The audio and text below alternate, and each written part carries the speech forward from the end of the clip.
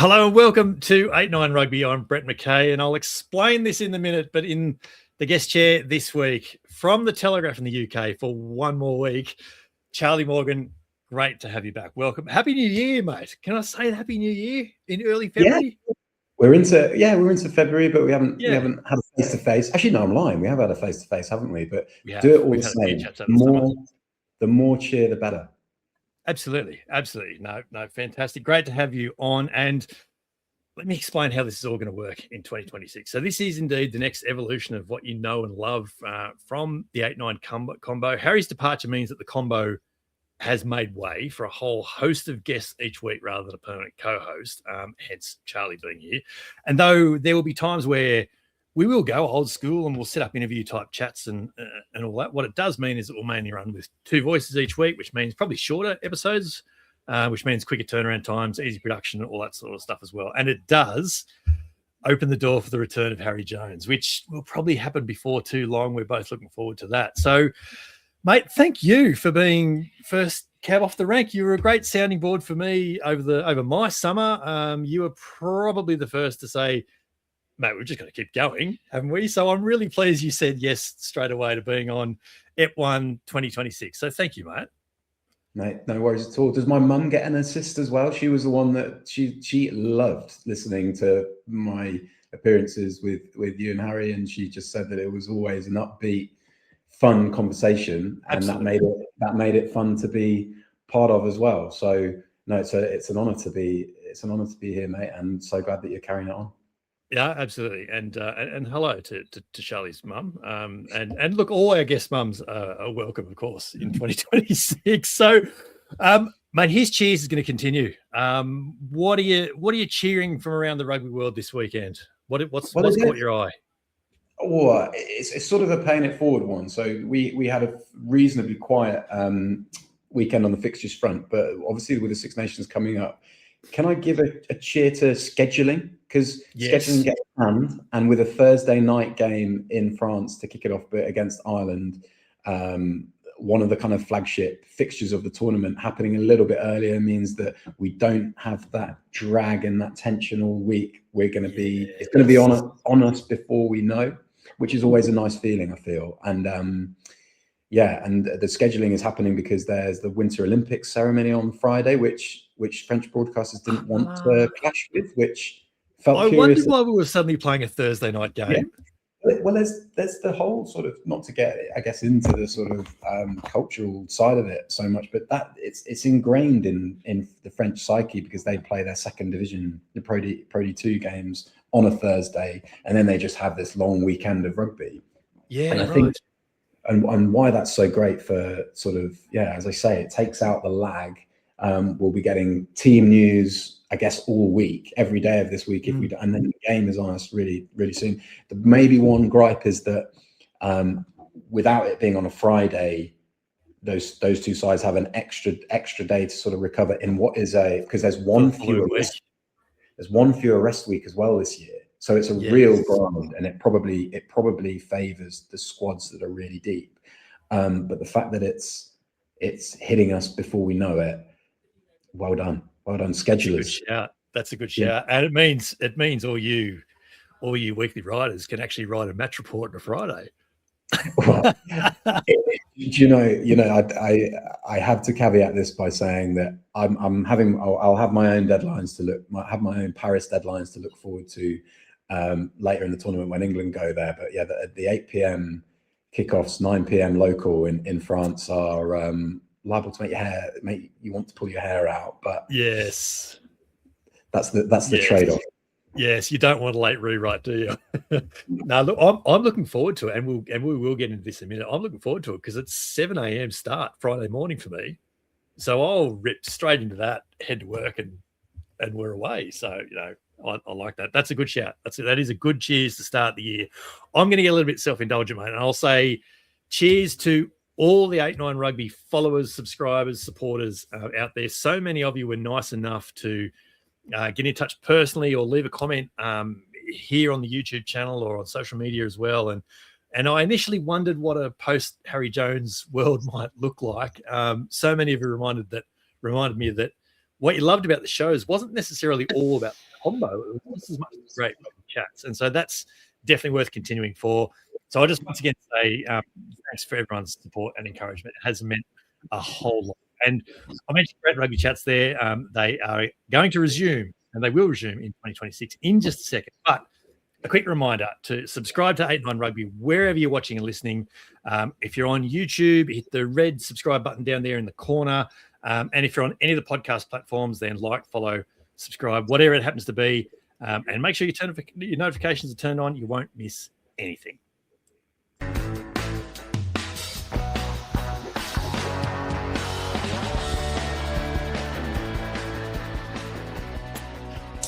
Six Nations 2026, Charlie Morgan, starts this week. As you mentioned, a Thursday night game in France and Ireland in Paris. If you're watching on the YouTube channel, ignore those kickoff times. That's very obviously my local time here in Australia. Italy, Scotland on Saturday. England, Wales to round out round one. There's a couple of ripping games there. It feels like, mate, this as a starting point, it feels like everyone's had an unfortunate injury of late. French prop Uni Antonio forced into retirement after a heart attack, which is horrible. Hugo Keenan's left the Irish camp with a thumb injury, and then Italy and Northampton flyer Eduardo Todaro has an ACL injury in Six Nations camp in Verona. So rough week on the training track. Rough week, and everybody's compromised, and that's kind of that's always a starting point for Six Nations. You always it's fraught with danger to sort of predict how you think it's going to go, even in mid-January, because you get to the starting line a couple of weeks later. There always seems to be Sean Edwards, the sort of defense guru, said he loved that first week because it was the onus was on him as a coach. How much can he get done? How much clarity can he impart in a fortnight? And that's such a skill. And to sort of go off on a tangent, that's why England have introduced these A teams, because they realise that it's such a unique thing preparing for a test match, and they want to get as many people doing it as possible and trying to gel with largely unfamiliar people within a really short time frame. That Todaro injury is really heartbreaking, because although he might not have started, he looked like he was set for some game time, and is just a fabulous talent. Really punches above his weight, really balanced on the ball. The one side I think that is, and their supporters will hate me for highlighting this, the one side that doesn't seem as compromised as the others perhaps is Scotland. They're on the back of, and it's Scottish fans are tearing the hair out. What's he done? They are, and because they've got a sort of the bulk of their side going really well with Glasgow in the Champions Cup. One sort of slight, and I'm not sure, maybe people aren't talking about this for a reason, Brett, because it's a rubbish take. But having watched a bit of Bath in the Premiership, Finn Russell looks slightly off, and that is understandable given it's a Lions year, and he would have put so much into that year. But that is I only make that point because it's one of the very few sort of down sides I would have looking at Scotland. It's really it's funny, I don't know, but Gregor Townsend, obviously they had these collapses in November. They were up against New Zealand and then up against Argentina and managed to lose them both. And Gregor Townsend's pitch as to why this was a good thing was like, look, we are getting in these positions in the first place because we're playing the best rugby we've played as a team. And I have to say, it seems like the kind of tide of public opinion is now firmly against Townsend. So they're not having that. They're not having that. They're not having that as a narrative. But I don't know. I'm still sucked in by it because I just think there's so much to admire about what they are as a side, and I'm so bored of them. It's the most kind of there's this saying in sort of football, though, apparently, so legend has it, Alex Ferguson went into half-time with his Manchester United side when they were losing against Tottenham once and said, "Lads, it's Spurs." And then they turned around, and that was all his all his team talk had to be. The most "Lads, it's Spurs" fixture is Ireland, Scotland on that, because you just imagine, down the years, Joe Schmidt, now Andy Farrell, just "Lads, it's Scotland," and they've won they've won that fixture from so many different points. Is Gregor Townsend going to walk in at halftime in a Calcutta Cup game and goes, "Guys, it's England"? Well, this is it. I would say that is the next one down. Is Scotland this whole, and that's why this Calcutta Cup game last year was so grim, because England just had to claw over the line somehow, and they did it just by virtue of this conversion, really. But the whole of that game was just this real stalemate, really stodgy stalemate.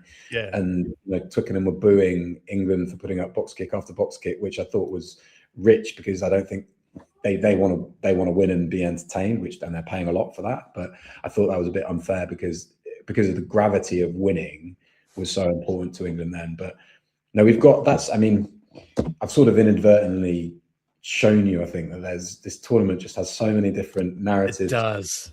And neuroses, and it's so fun to kind of be part of the whole washing machine when it gets going. I sent you a message over my summer. I got to your the Telegraph's podcast, your Six Nations preview, well weeks after it went out, and I laughed out loud in my work environment, because you're all sort of having your say, and you go, Ireland will be good for this reason, and Scotland will be good for this reason, England will be up and all that, and you just very calmly said, well, France will be all right. They've got Anton Dupont, and he's pretty good. It was like it was just the understatement of it all. But it feels like there's this bubbling expectation under them that France have been in this holding pattern for 12 months while he's been off the field, and now he's back, and so everything will be fine, right? But what if it's not? Like, what if France are still in this holding pattern? That's the intriguing thing, I think. Well, we talk about sides being compromised. You have to say, it feels like Fabien Galtier's compromised himself a little bit with some of those selections, so even before the sort of, and it's tricky because there are three sort of headline omissions. This was before Antonio's unfortunate kind of plight at the top, which is a big thing in itself, because he was effectively coaxed back from retirement because they weren't succession plans at tight head prop are fraught with danger, aren't they? And hard to come by. And hard to come by, hard to get right. But before that, Fabien Galtier had left out Gael Fickou, Gregory Audrey, and Damien Penaud. And whether the first two there, they have this phenomenal player pool, France. So they're always going to have alternatives, and they have certainly have high quality alternatives in all of those positions. But Penaud especially, you were going, watching how he was going for Bordeaux, you're still thinking, he's getting in every side, every other side, quite comfortably, being a star player. If you're thinking about Six Nations promos, he's one of the players that you would be in line to be. This is one of the most exciting. This guy's an exciting. Surely he's playing, right? It's the similarities. The similarities I would put to it would be Steve Smith comes out of the Ashes series and just absolutely tears it up for the Sydney Sixers in the Big Bash, and everyone's just going, "We're going to pick him for the 2020 World Cup, aren't we? We are going to pick him." And we haven't so far. Yeah, very similar. And you kind of feel for the guys putting together sort of the promo art for the tournament, because that would be an easy gaffe to make, assuming that Damien Penaud. Anyway, long story short, with Dupont back, they also have a pretty marked sort of tradition of winning the Six Nations after a Lions tour, which is fairly obvious why that happens, because it's a long season, even with mandated rest and everything, and even with clubs and provinces monitoring and looking after players who've been on the Lions tour. It's a hard Six Nations to get up for, I think, just emotionally, physically, for the players that have been involved in it, which is a reason why Ireland, as well as their own mad injury list, that's why it was always looking quite difficult for Ireland. This is a roundabout way of saying, with Dupont back as well, I think I'm still backing France, with England in a good spot, with Scotland in a good spot, with Ireland liable to. I read Stuart Barnes this morning in the Times, and he was saying that don't count Ireland out. And I was thinking, oh God, well, I'm gonna start by not counting anyone out, So I don't, that's safe. Yeah, no, that's good. That's good. It does feel like that though, because and even from afar, and I have to admit, I've sort of tried to deliberately disconnect from rugby over the break, but getting back into it in the last few weeks, it sort of feels like everyone's sort of there or thereabouts, and it could easily be that by round 4 there might be 3 teams on 3 wins, maybe. Like, it could be really tight going into the last weekend. And like I think if anyone got a grand slam this tournament, it would be an exceptional performance from them. I'm glad you brought that up because I always think the kind of safe, but also like when you're doing this prediction blurb, if you go, there might not be a grand slam this year, then it's kind of like it's a really good way of saying I don't really know what's going on. I don't really know what's happening.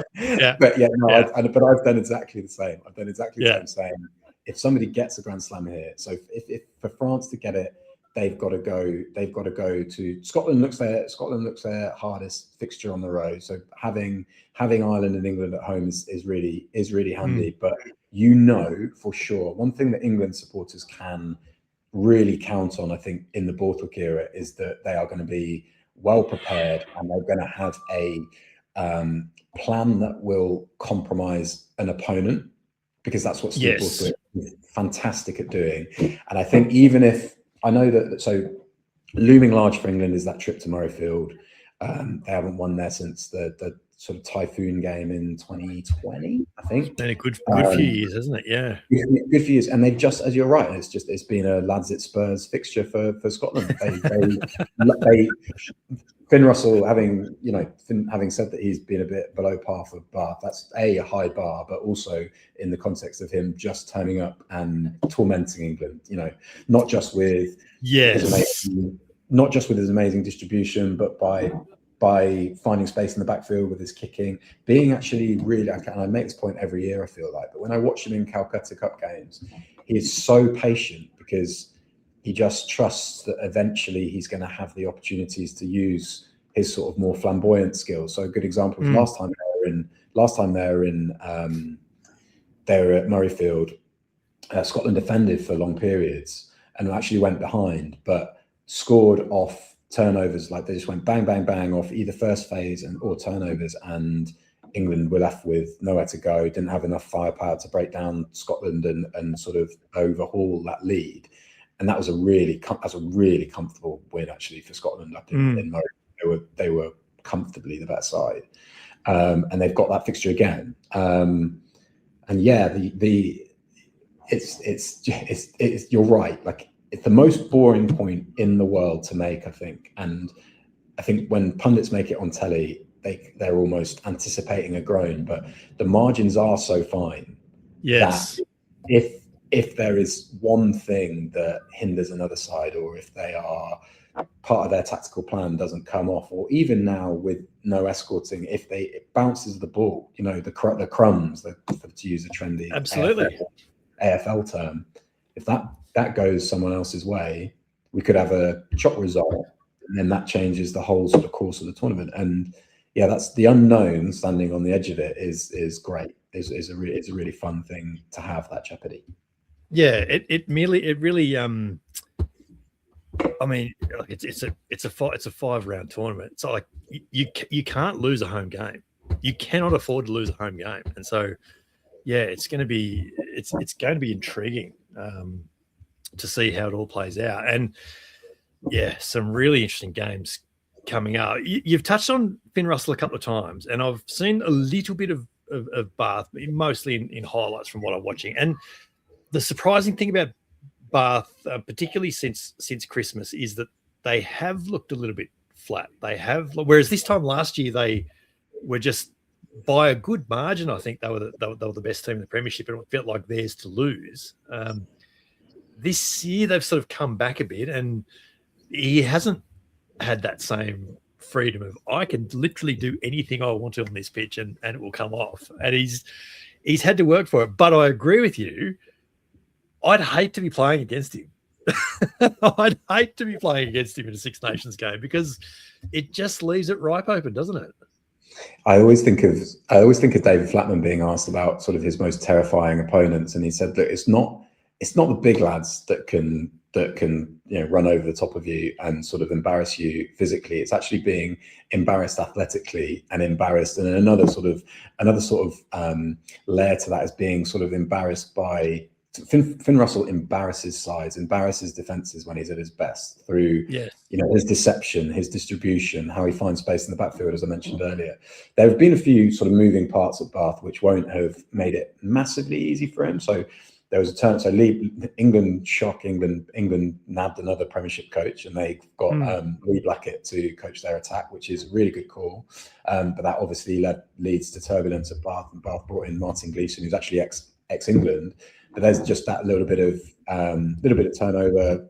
Sort of you're taking a step, hopefully, to carry on, taking a step backwards. Sorry, to carry on going forward. He's also had, and this is going to be the smallest violin in the world, right? But he's had Santiago Carreras come into his back line at Bath, and that 10-15, that unfamiliar 10-15 thing, is just take time to get used to. It's just a time. Yeah. It's very much sort of a step backwards to be a better side and to challenge at the back end of the Champions Cup and be better at the Prem. But yeah, they lost at home to a really heavily rotated Saints side, and that was a real and then they just looked a bit sticky. Toulon beat them up in Toulon and beat them pretty well, didn't they? Yeah. And there have been a couple of sort of stickier wins. Again, not very much first world problems. But then Northampton copped a bit of a Champions Cup touch up as well, didn't they? At the hands of Jalibert, who we think will finally get with Ntamak injured for France. He will finally get a run for France, which is people. I know people are watching. I mean, from what I see of him, I think the way Bordeaux play is, and this is interesting because they've got an Irish attack coach called Noel McNamara, who didn't have a super heavy rugby background. He was sort of he's having interviewed him, he very much sees that as a strength and how he sees the game differently. And they play off turnover more sort of in a more fluent way than I can sort of remember any other side playing around the world. They play. I think in the last 12 months, they've played maybe the most New Zealand turnover game of any of the Northern Hemisphere clubs, I think. Yeah, just so ruthless, so quick with how they call it click attack, don't they?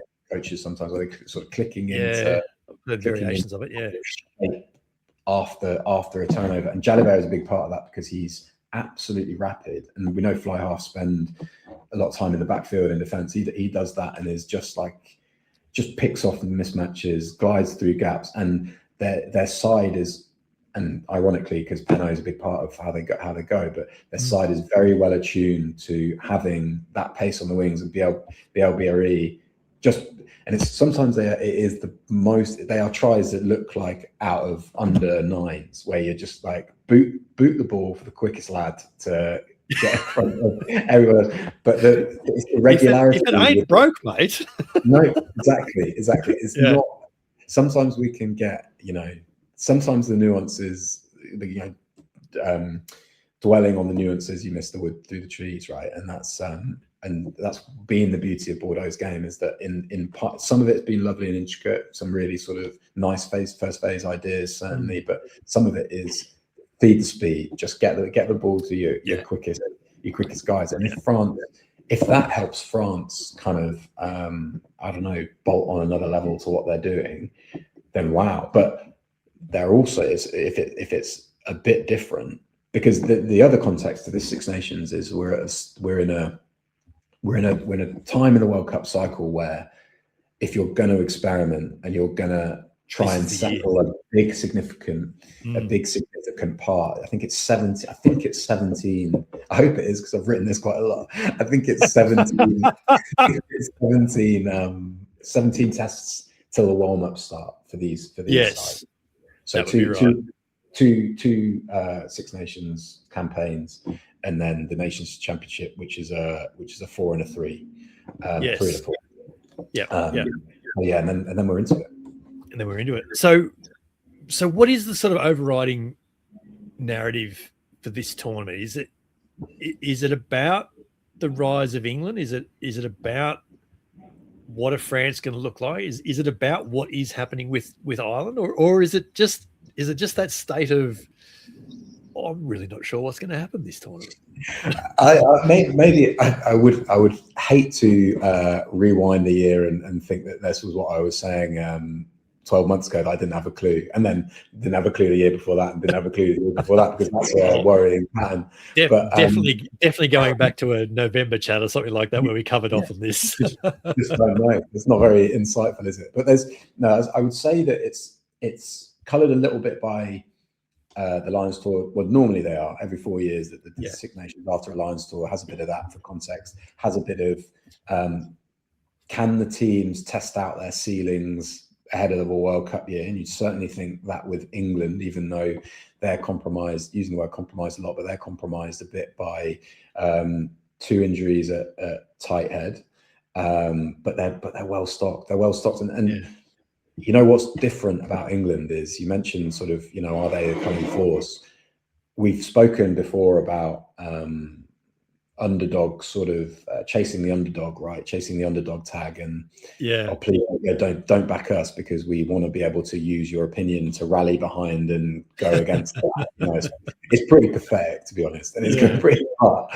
England, this is the first time where, and it's just down the road for me at Twickenham, Steve Borthwick announced his squad for the Six Nations, and was you get asked like, how, what are realistic expectations for this tournament, and he has previously just sort of given a non-committal answer. I think every coach coach is normally going to give that sort of answer, but he said, no, look, we want to be. He had a stat, which he normally does, but he said that X times it's gone down to the final weekend, and it normally does because the table can change so much. So it'd be unusual if it'd be unusual if it wasn't all on the line for England at the end when they go to Paris. And he said, that's where we want to be. We want to get what we want on the final weekend in Paris. Right. It was honestly, the question gets asked, everybody's sort of typing up, won't say much to that, and then it's like, okay, right, that's a change of tack, and it's great. It's great to hear, because I don't know. What would you say is? I feel like I have enough kind of Celtic blood in me to appreciate that sometimes sort of a chest out England is actually a dangerous thing. I think of sort of Lawrence Dallaglio and Martin Johnson, and those guys didn't mind being favourites, because guess what? They thought they could back it up. It's really interesting that he's saying that, though, because like, he wouldn't have said that last year. He definitely wouldn't have said it the year before. So for him to say, no, we're now going to set it up and go to Paris and win this, like, whoa, that's line in the sand, isn't it? He might have said that privately. And I wonder whether, I think 2024, sorry, when they had those, they should have won at least one test in New Zealand. They should have beaten New Zealand at Twickenham. They were soundly beaten by South Africa. But they also lost to us in that mad game where they ended up behind. They were the last side to be behind, right, with Max there should be more 80-point test matches. That was just wild. It was like an assault on the senses, that game. When you're right, okay, that's a try with the 75th minute. Like, cut out these twists. Like, there's been enough. Neck minute. But then they had this, and then they went to Ireland and lost. So Borthwick would have been under a little bit of pressure, I think it's fair to say, even though he had sort of refreshed the squad maybe more than he was given credit for. And then they just got over the line in that in the France game, and they haven't lost in a test match since. You've got to say test match, because they did play a second string game against France in like 30-degree heat at Twickenham before they went to Argentina, and they threw away a lead and lost that. But test matches, they're on a run of 11, and things are looking almost what's the word? Almost like it's kind of like unfamiliar how well these decisions are being made, seemingly with a play, and they just seem to have got their stuff together.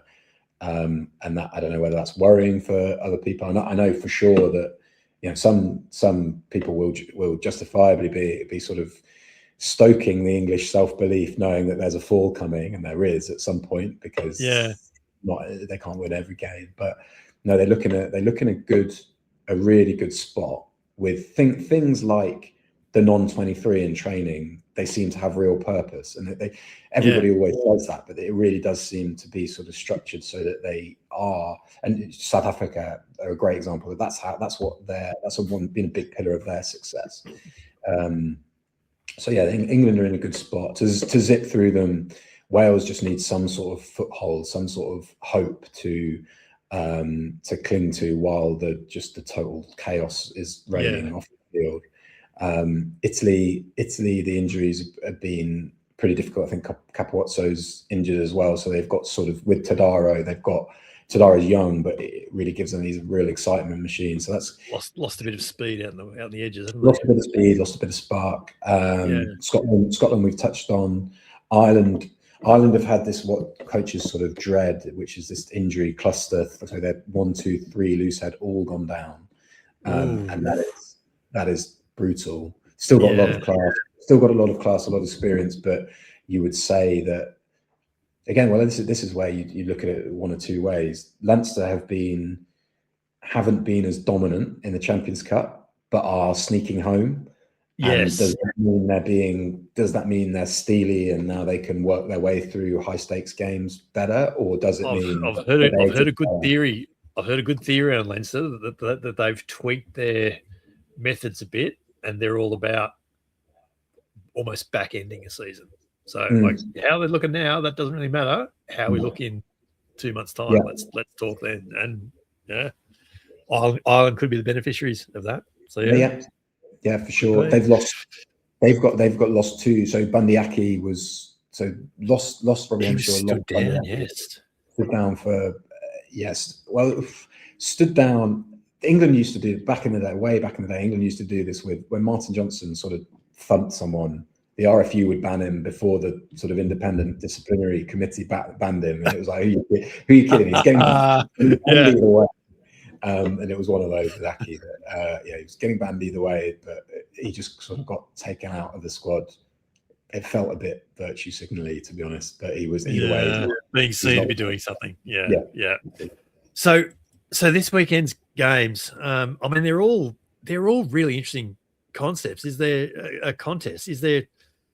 Do you look at one and you go, absolutely must watch that? Oh, boring, but I'm a tragic, so I would.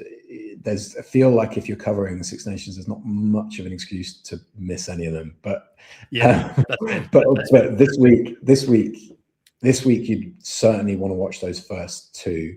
I think it's very intriguing.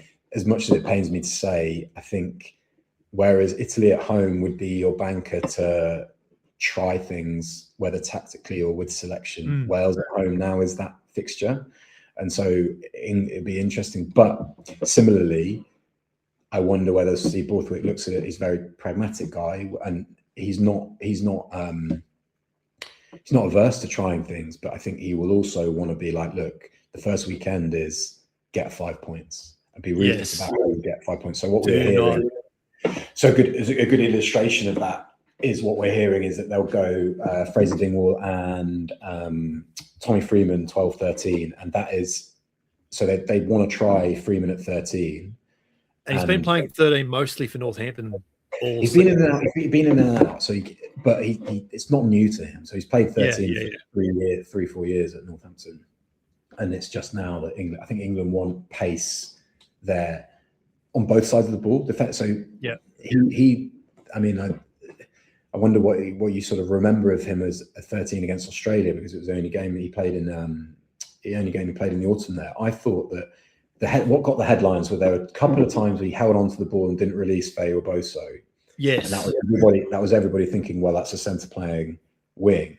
I looked at how he defended in that game and his pace in the 13 channel. If you remember that Oz were pretty well contained. Yes, agree with that. For sure.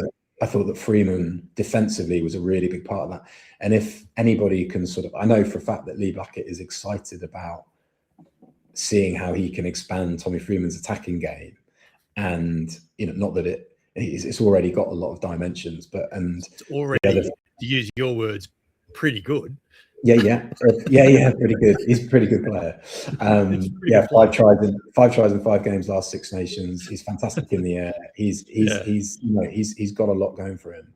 And then the other thing, what's going to be a really big preoccupation for all coaches in this tournament is their bench strategies. And if you've got somebody that is so genuinely versatile, it's not like Tommy Freeman is a excellent wing who people are in the England setup are convinced can be an excellent, just as good 13. He can play 15. What that does for you to be able to go 6-2 is great. Although Scotland, keep going back to Scotland. I'm excited about Scotland, but Scotland have one thing to watch for them is they have 2 of the very best backs in the world to use as a 6-2. So Jamie Dobie is a scrum half who is an electric wing as well. Yeah. Really rapid, big, like strapping athlete. And they also have Tom Jordan, Tom Jordan covers 10, 12, 13, doesn't he? Won a URC at 10, fantastic at 12, and has started a test match at 15. So those 2 on the bench, and you are. There you go. But having said that, also, I think Scotland went in the lads at Spurs fixture either last year or the year before. Scotland had a big chance of beating Ireland. This was their fixture that was going to define their championship, and they got 2 or 3 backline injuries so the 6-2 was head in hands. We've gaffed it. But, yes. But they do. But you stick to. I think you stick to your guns in that situation. If you've got backs like those 2. Yeah, for sure. I can't wait for it, mate. It's going to be a ripping weekend. The timing, as I say, isn't too bad. There's probably an early start for me Sunday morning. We'll see whether both those games get watched live, but we'll see. But mate, as always, it has been a fantastic chat. Thank you so much. We mentioned you've got a week to go on the Telegraph. If you're catching up on Charlie's work, if you don't read another Charlie Morgan article from the Telegraph, make sure you do go and pick up his profile with great Welsh fullback Keith Jarrett just from last week. It was just one of the best profile pieces I've read in a long time, and I know it meant a lot to you as well, being one of your dad's heroes as well. So that must have been a really cool day to do that story. Oh yeah. I kind of we lost our back end in November, and it was something I really wanted to do with him. The real Super Bowl, I think, would have been watching the game back, us 3. I don't know whether we would have been able to do that, but that would have been absolutely amazing. But yeah, to me, it was just a real honor. One of those things. Yeah, it's one of those. The best way, I guess, one of the best compliments I can give it is that I was very nervous about my dictaphone being on, because I thought I better capture this. That was great. Yeah, no, fantastic. Thanks so much, mate. We will absolutely chat again, but great to have you back on 8-9 Rugby. No, pleasure. Thank you for having me.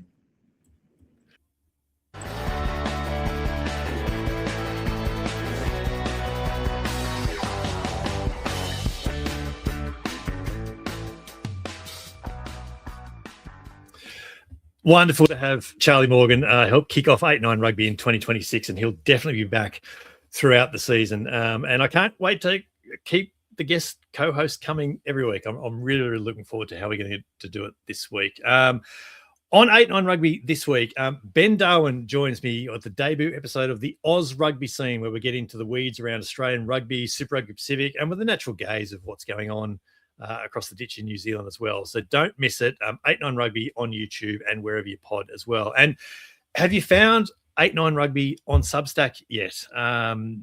Jeff Parks and I have been busy over the Australian summer, building up a new outlet for rugby coverage down this way, and we hope you'll join us and also join in the discussion. There's always plenty to talk about. We're adding a host of names that you know to bring the unique insights and well-respected rugby opinions that you love. Find us on Substack and subscribe now to the exclusive home of Jeff's very widely regarded column, The Wrap, every Monday, plus plenty of great rugby writing for the rest of the rugby week as well. That then I think is the first 8-9 rugby episode behind us. My sincere thanks to Charlie Morgan once again. Tell us what you think on 8-9 Rugby on the socials. You can find us on all different platforms. You can have your say on the 8-9 YouTube channel as always, and you can find me on the socials at BMC Sport as well. This is 8-9 Rugby, and we will be back in your ears this week with the Oz Rugby scene.